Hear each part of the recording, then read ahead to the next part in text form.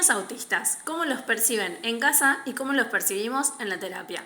Sé que este video puede llegar a traer como, no sé, funas que le dice la gente o que ustedes puedan llegar a opinar distinto de mí y está totalmente bien. Yo voy a hablar en base a mi experiencia, no en base a todo el mundo. Pero sí hay una realidad que muchas veces ha sucedido que cuando estamos en una entrevista con alguna familia de niño autista piensan que él tiene una enfermedad. Te digo él porque son más los niños que las niñas que me ha tocado atender. Y no es una enfermedad, no es algo que se va a curar a corto, mediano o largo plazo, es una condición.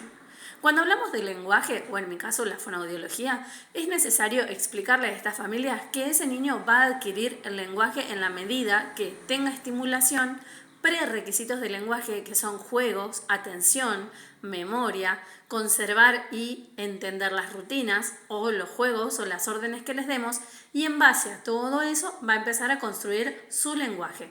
Claramente que necesita más de una terapia para que este lenguaje pueda surgir, y claramente que hay casos que se puede trabajar inmediatamente y hay casos en los que no. Por eso muchas veces, a veces y muchas, no nos ponemos de acuerdo en la edad de que un niño debe poder empezar una terapia o no. Y eso no tiene una edad, va a depender de cada niño cuando estamos haciendo las pruebas. Si cuando nosotros hacemos una evaluación a un niño autista puede resolver un montón de las situaciones que estamos poniendo en juego, ahí va a poder empezar su terapia sin ningún problema, teniendo un éxito bastante asegurado en lo que es la aparición de palabras, sonidos, después una estructura de sílaba, después un sentido a esas sílabas, palabras y sonidos, para después poder armar una oración, para último poder armar un relato. Fíjate todo lo que tiene que pasar.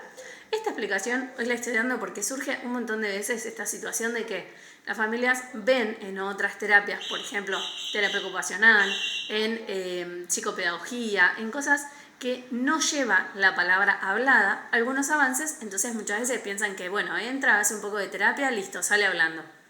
Y no es así. Hay casos que vamos a tener lenguaje de forma casi inmediata porque todos estos prerequisitos estaban cumplidos, y hay casos en los que no. Entonces va a depender de cada niño. ¿Por qué muchas veces a las familias les desespera el tema de la comunicación, de que porque no puede hablar, no se puede dar a entender y demás? Porque eso es algo que está bastante instaurado desde lo social. Porque no hacen este mismo planteo a niños que, por ejemplo, sean mudos.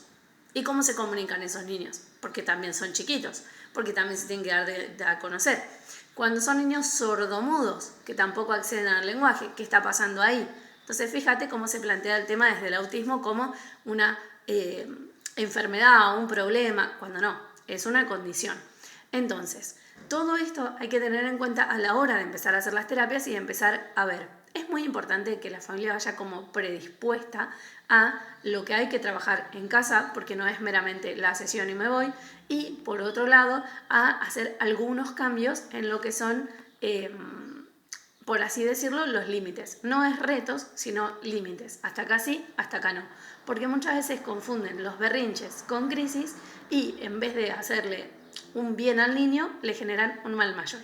¿Te ha pasado? ¿Sabías de esta estructura? ¿Tenías en cuenta todo esto? Déjame en comentarios que te voy a estar leyendo.